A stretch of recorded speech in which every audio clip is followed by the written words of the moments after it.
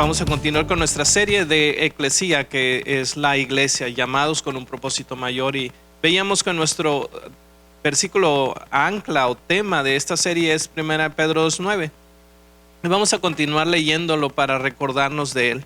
Dice: pero ustedes son linaje escogido, real sacerdocio, nación santa, pueblo adquirido para posesión de Dios, a fin de que anuncien las virtudes de aquel que los llamó de las tinieblas a su luz admirable. La semana pasada empezábamos a hablar un poco acerca de cuáles son, de algunas características, algunas funciones. Vemos que la iglesia tiene tres ministerios principales, que son, primero que nada, ministrar a Dios, en otras palabras, adoración. Tenemos que la iglesia tiene el ministerio a los creyentes, que tiene que ver con entrenar, con enseñar, con nutrir al creyente en su caminar espiritual.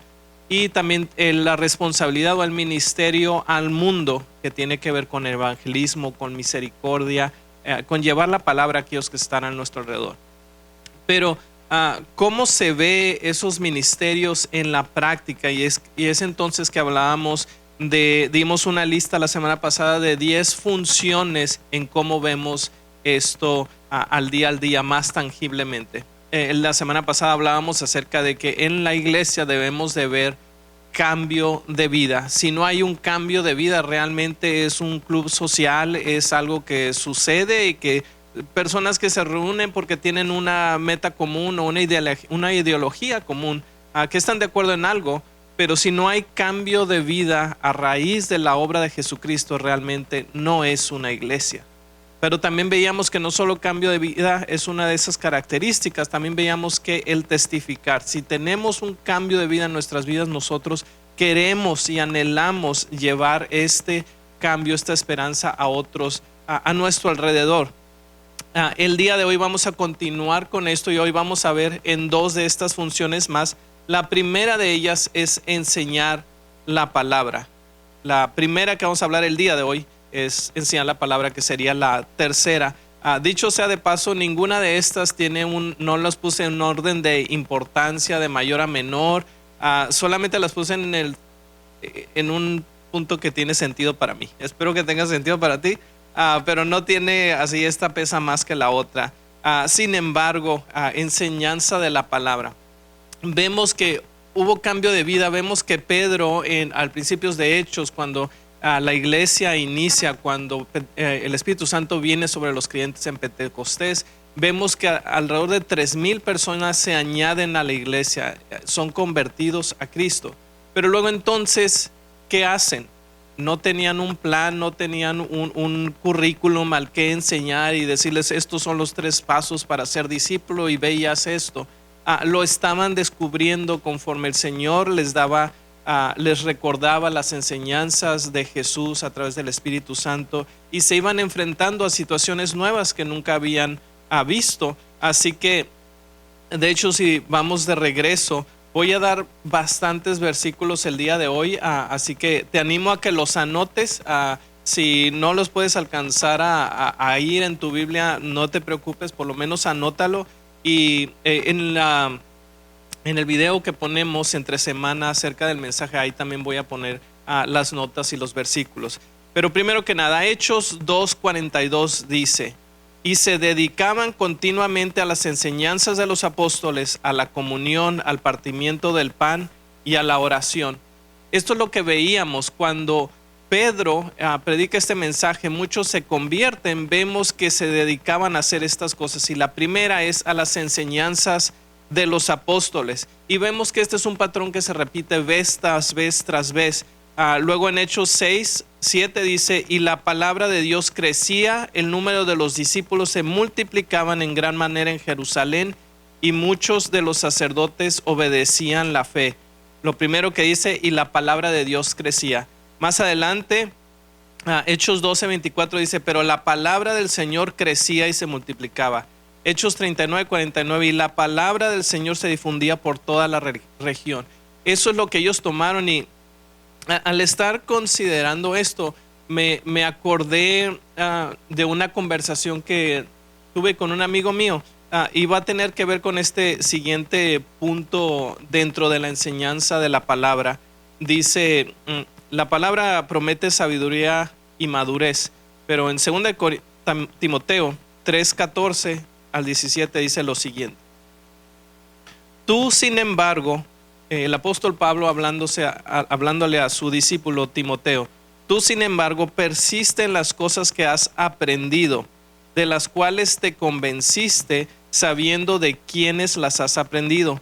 Desde la niñez has sabido las sagradas escrituras, las cuales te pueden dar sabiduría que lleva a la salvación mediante la fe en Cristo Jesús.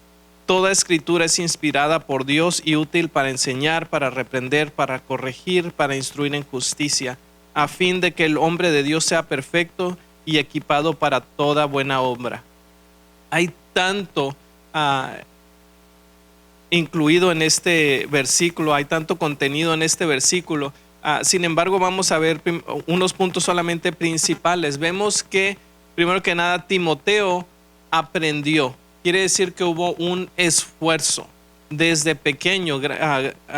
Vemos aquí la influencia de padres y de madres creyentes y cómo ellos influyen. En este caso, la mamá de Timoteo, el papá de Timoteo no era un creyente, era un pagano. Sin embargo, la mamá creció en los caminos de Dios y le enseñó las escrituras a Timoteo. No solo la mamá, sino la abuela de Timoteo le enseñó a su hija los caminos de Dios y la hija entonces se lo enseñó a Timoteo. Y vemos el beneficio y el fruto que tuvo esto en la vida de este joven. Pero sin embargo, tuvo que haber entrenamiento, les tuvo que haber enseñado, hubo esfuerzo por parte de Timoteo en aprender las escrituras. Y a través de las escrituras esto no le garantizó que solamente por saber o memorizar él iba a ser salvo, sino que hubo estas escrituras lo llevaron a una transformación, lo llevaron a los pies de Cristo, le ayudaron a entender su necesidad del Señor. Y luego dice, una vez ahora sí de creyente, dice, toda escritura es inspirada por Dios y nos da algunas pautas en las áreas en las que nos puede ayudar a ti y a mí como creyente. Pero aquí es donde te decía la historia con mi amigo. Dice, es que, ¿sabes que yo a veces viniendo aquí a la iglesia, veo que utilizan mucho este versículo como para echarme en cara de que yo no paso tanto tiempo como otros en la escritura?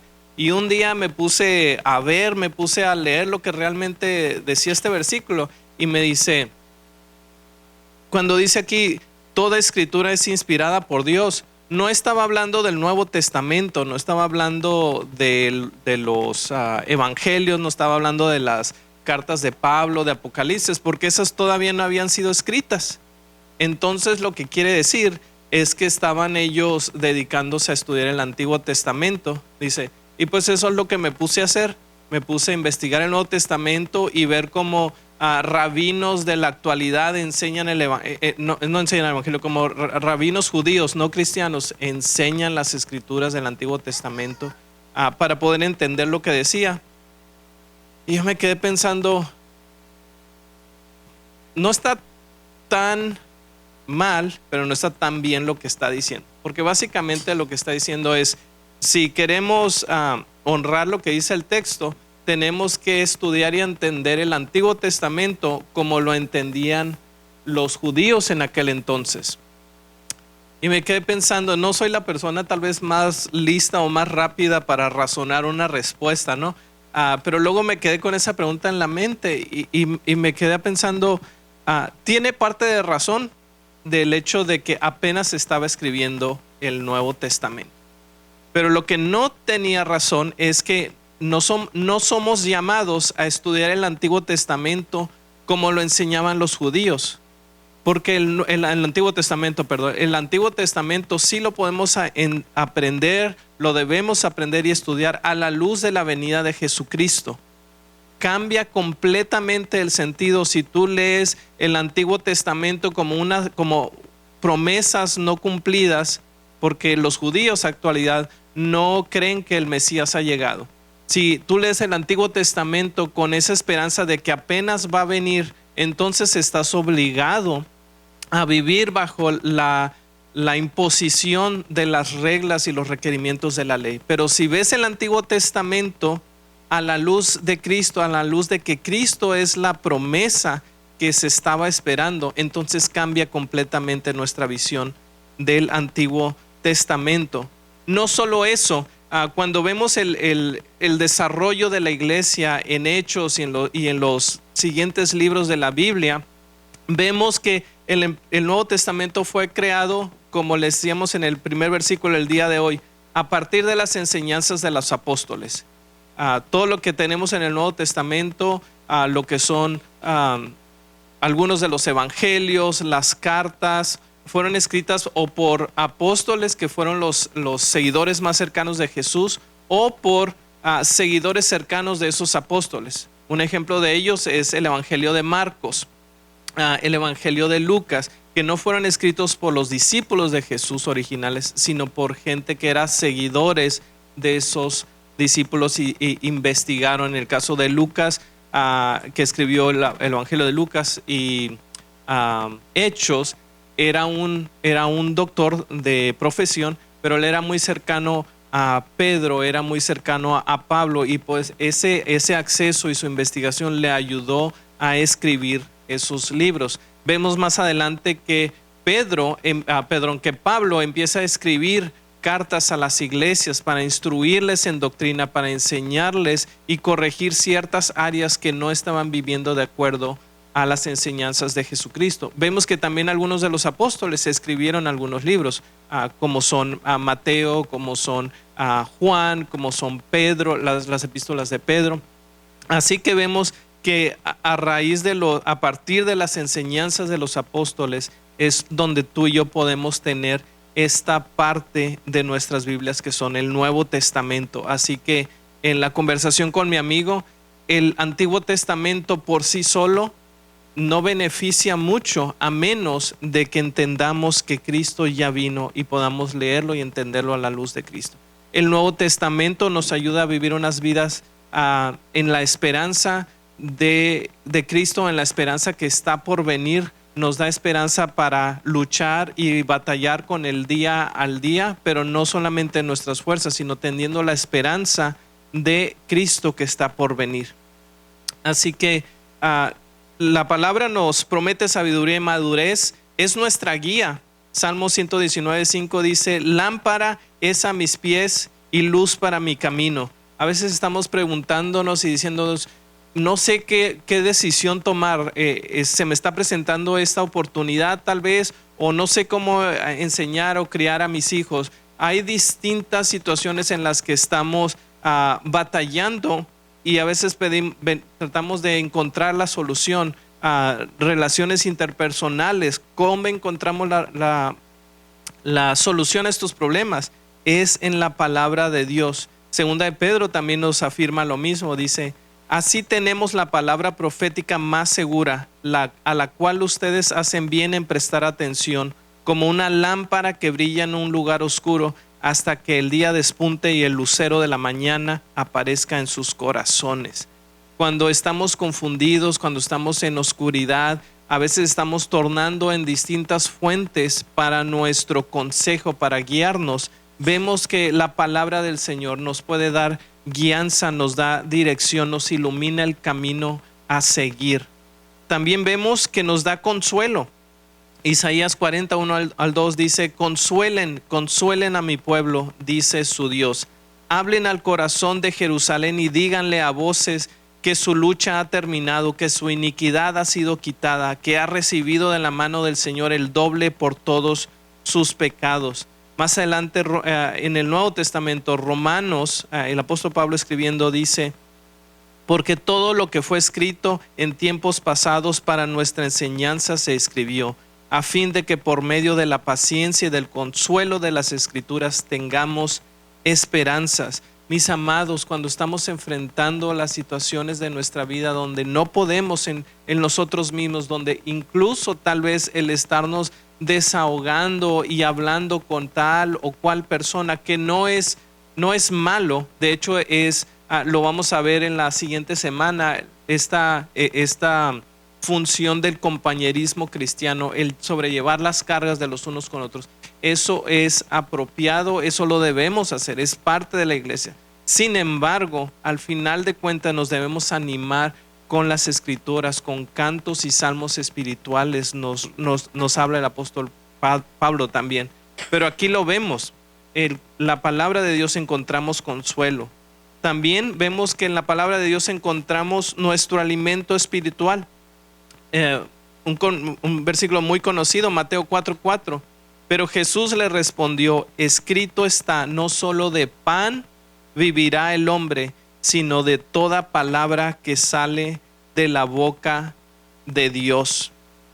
Si quieren por ahí anoten también Deuteronomio 32:47, dice, porque no es palabra inútil para ustedes, ciertamente es su vida. A partir de la palabra de Dios, lo dejábamos de entrever ahorita cuando hablábamos en Timoteo, pero a través de la palabra de Dios entendemos la obra de Dios en nuestras vidas y entendemos que necesitamos salvación. Romanos 10:17 dice, la fe viene del oír y el oír de la palabra de Cristo. Una tarea que tal vez les dejaría el día de hoy acerca de este tema de la palabra de Dios es toma tiempo para leer y considerar el Salmo 119. Así sencillito. Es el versículo, así de una trivia bíblica, es el capítulo más largo de la Biblia. Si quieres leer el capítulo más corto, también está dos capítulos antes, el 117. Así que lee primero el 117 para que te animes, para que ahí agarres ánimo, y luego lees el 119. Pero es una joya realmente de la literatura que encontramos en los salmos, que nos habla acerca de la importancia, de la riqueza, de la hermosura, de todas aquellas cosas y sus beneficios que puede tener la palabra para nuestras vidas. Así que te animo a que pases tiempo estudiando el Salmo 119. Y de nuevo, tal vez ahí el comercial, ahí sin vergüenza, te voy a poner algunas notas y unos versículos adicionales en el video, así que te animo a que vayas a ellos y que las tomes y que las estudies en tu tiempo con el Señor devocional. Pero entonces esto es la importancia que debemos de ver de que en nuestras iglesias, en esta iglesia, se debe de predicar la palabra de Dios aplicada en nuestro contexto en el que vivimos. Sin embargo, no tiene que ser guiado por lo que está de moda, debe de estar guiado por lo que dice la palabra de Dios. Si en alguna ocasión el Señor te mueve o te guía por distintas razones que puedan presentarse, a asistir a otra iglesia, a otro cuerpo de creyentes, asegúrate que la palabra del Señor es central en ese grupo de creyentes. No que se usa para justificar una plática motivacional, sino que es central alrededor de todo lo que se hace y que es la guía última de las actividades que se presentan en ese cuerpo de creyentes. Pero bueno, ahora vamos a considerar esta cuarta función, que es adoración. Y adoración a veces lo relacionamos solamente, vamos a cantar. Son los cantos, los himnos, los coritos que se realizan durante un tiempo específico de la reunión.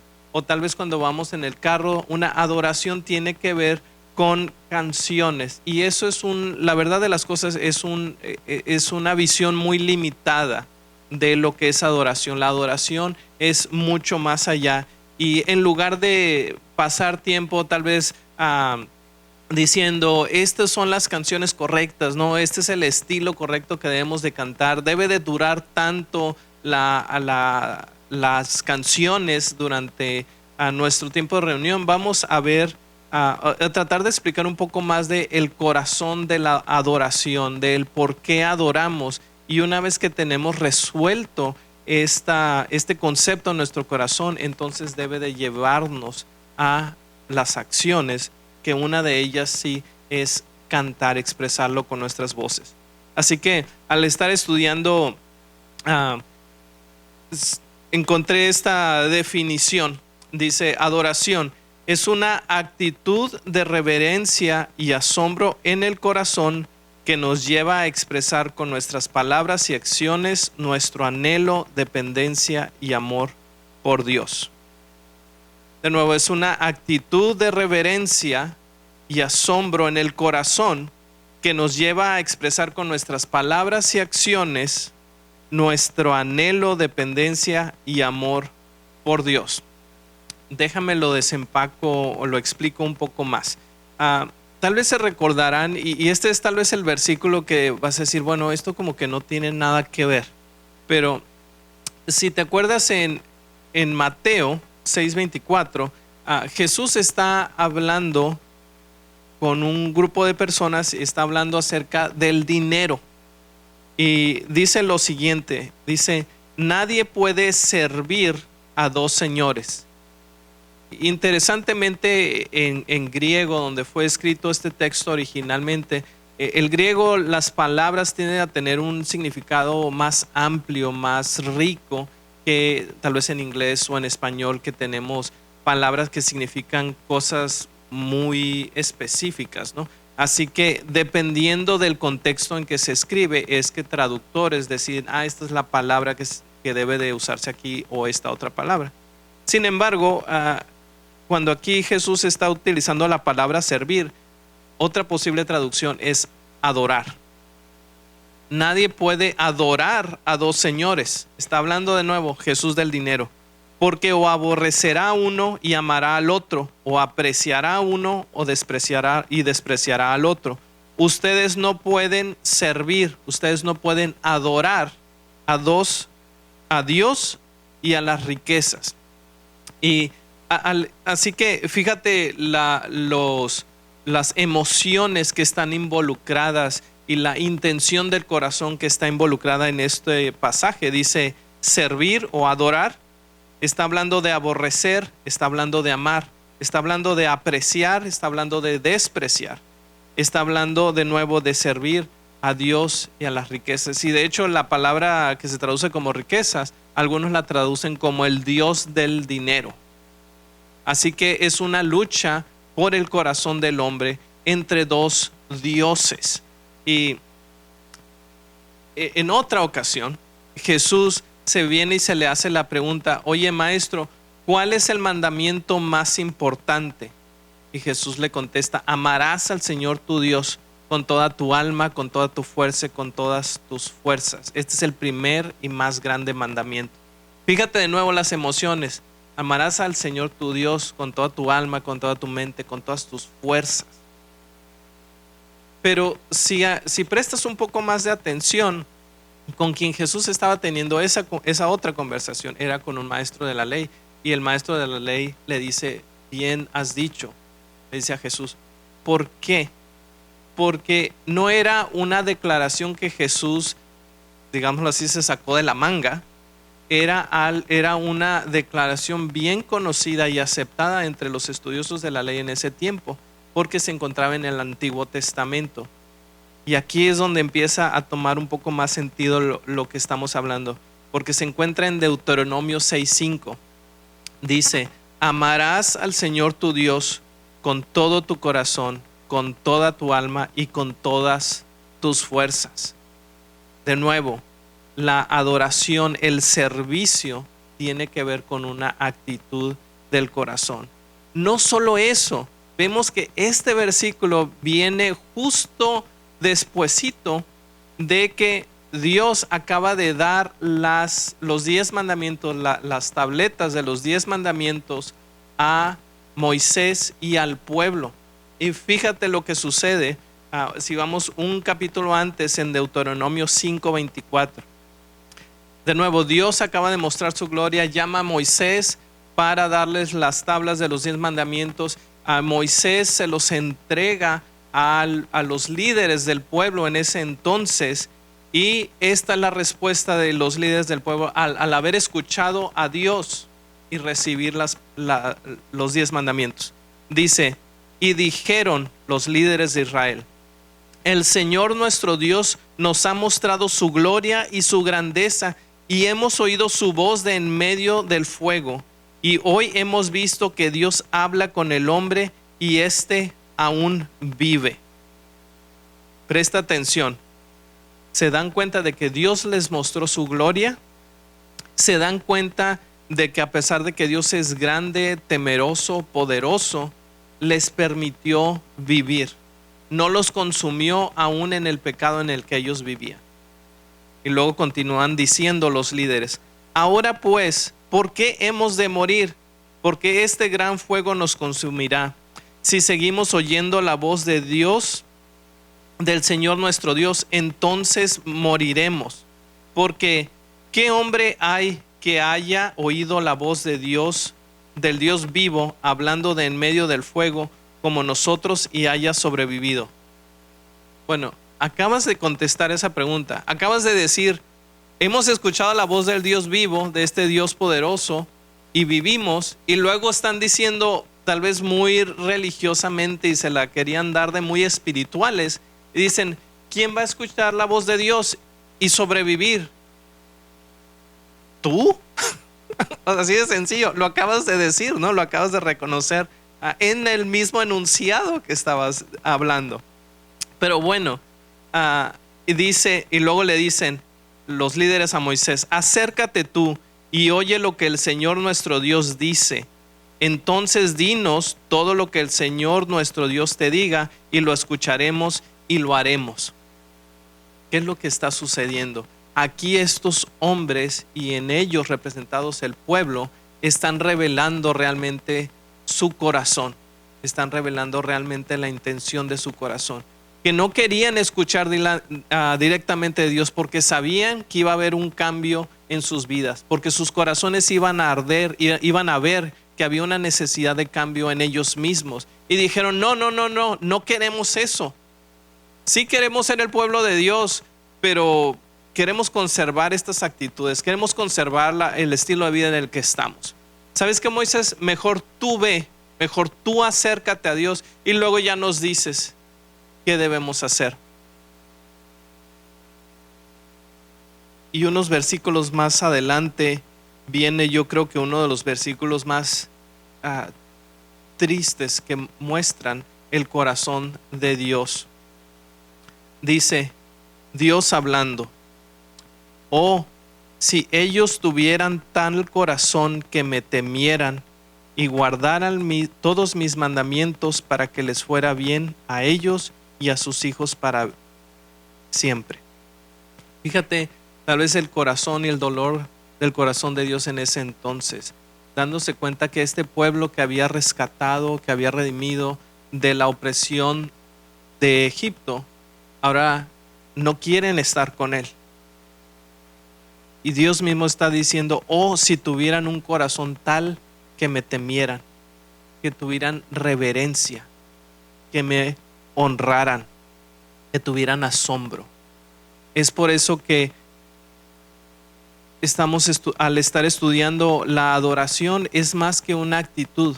No tiene que ver con las canciones que estamos cantando, no tiene que ver con es que este estilo de música sí me gusta, es que otro estilo no me gusta, es que no me sé la canción, es que traigo estas situaciones en mi mente y no puedo concentrarme. Es que no se trata de nosotros, mis amados. La adoración se trata de Dios. Es por eso que en esta definición que te decía, tiene que ver con una actitud de reverencia y asombro ante Dios. No tiene que ver con nuestras situaciones, no tiene nada que ver con nosotros mismos, no tiene que ver con el grupo de alabanza, tiene que ver con nuestra actitud hacia la grandeza, hacia el asombro que tenemos hacia Dios.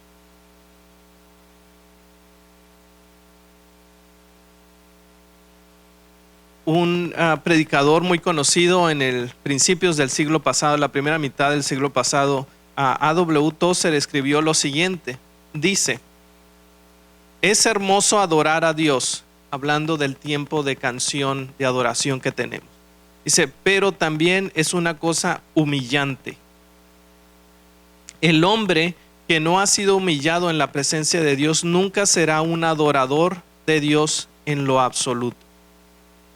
Puede ser un miembro de la iglesia que cumple las reglas, que obedece la disciplina, que diezma, que va a conferencias, pero nunca será un adorador a menos de que esté profundamente humillado. Mis amados, podemos obedecer a Dios sin honrarle, pero no podemos honrarle sin obedecerle.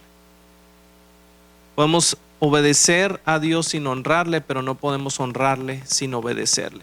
Y es la actitud que veíamos en el pueblo de Israel cuando decidieron no escuchar de parte de Dios directamente.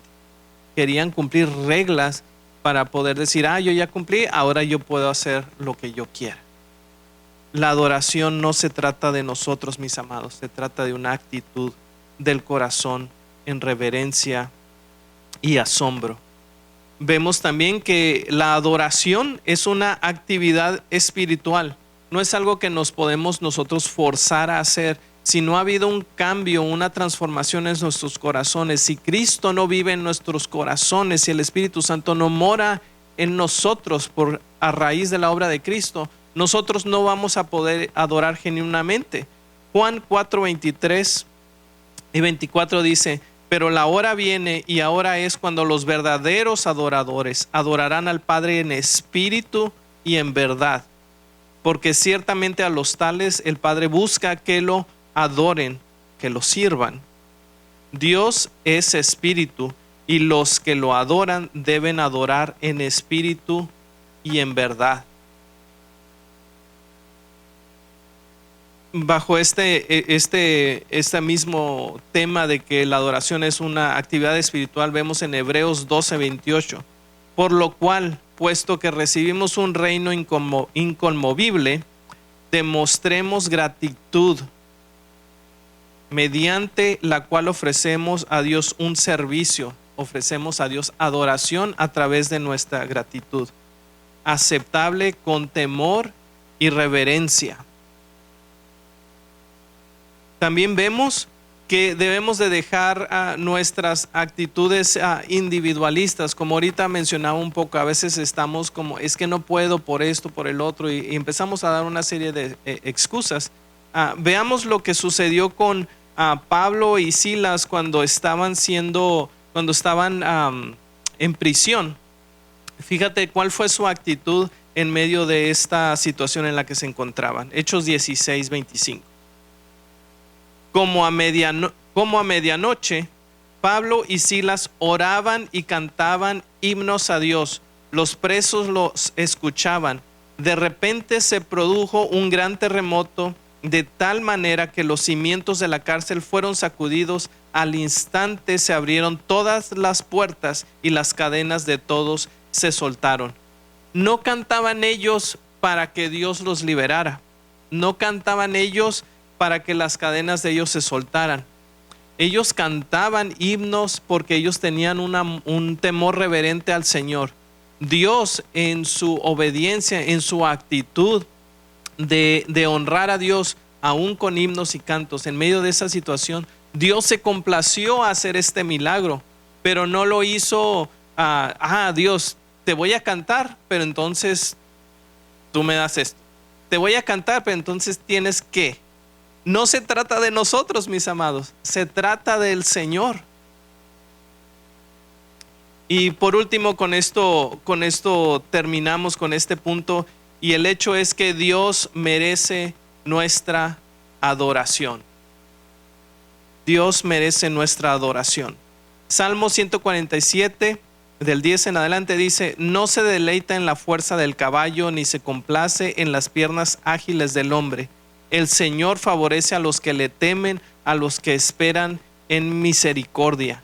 No tiene que ver con qué tan alto, qué tan fuerte cantas o qué tanto permaneces en silencio. Sin embargo, si hay esa actitud de reverencia y de temor, de asombro al Señor, como te decía en la definición inicial, esto nos va a llevar a que nuestras palabras sean guiadas por nuestra actitud. Si realmente tenemos un asombro y temor por el Señor, vamos a buscar excusas, vamos a buscar pretextos para adorar al Señor.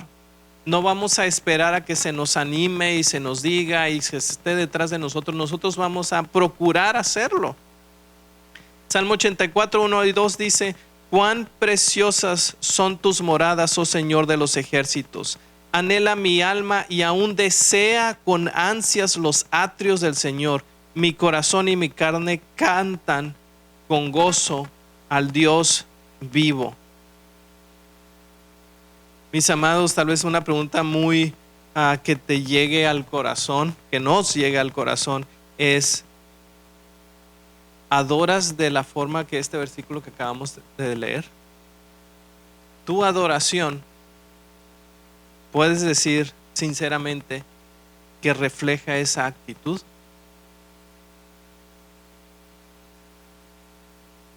Si la respuesta es sí, adelante, síguelo haciendo y aún esfuérzate con mayor celo por el Señor. Si la respuesta es no, mis amados, hay algo en lo que tenemos que trabajar. Hay algo que tenemos que traer delante del Señor y arrepentirnos y pedirle que nos dé la gracia para tener una actitud de adoración, aún en nuestros tiempos de canto congregacional. Salmo 96, 6 al 9 dice: adoren al Señor en sus vestiduras santas, en el hecho de que nosotros hemos sido limpiados por la sangre de Jesús, no en nuestras obras. Dice: tiemblen ante su presencia toda la tierra. Salmo 99, 5 también, un poco antes, dice: exalten al Señor nuestro Dios y póstrense ante el estrado de sus pies. Él es santo. Adoramos al Señor porque Él es nuestro Salvador, porque Él es todopoderoso, porque Él es misericordioso, porque Él ha provisto para nosotros, porque Él nos ha limpiado, porque Él es verdadero, porque Él es eterno, porque Él es omnipotente, porque Él es santo. Por todas y muchas de esas cosas que hemos visto, lo que Él ha hecho en nuestras vidas, es que adoramos al Señor. Si no ha habido cambio en nuestras vidas, tal vez una pregunta todavía un poco más personal es: ¿realmente conoces a Cristo o solo conoces de Cristo? Tal vez conoces la historia, conoces algunos datos acerca de Jesús, algunas historias, pero ¿conoces realmente a Cristo? Porque si sí, como te preguntaba hace unos minutos, o hay algo de que necesitamos arrepentirnos, o realmente tenemos que hacer conciencia y pedirle al Señor que examine nuestros corazones y nos permita realmente rendir nuestras vidas al señorío de Jesucristo.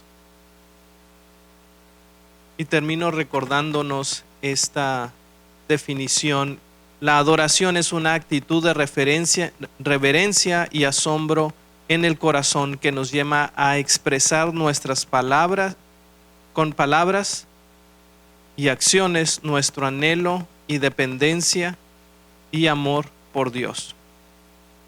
Vamos a orar, mis amados.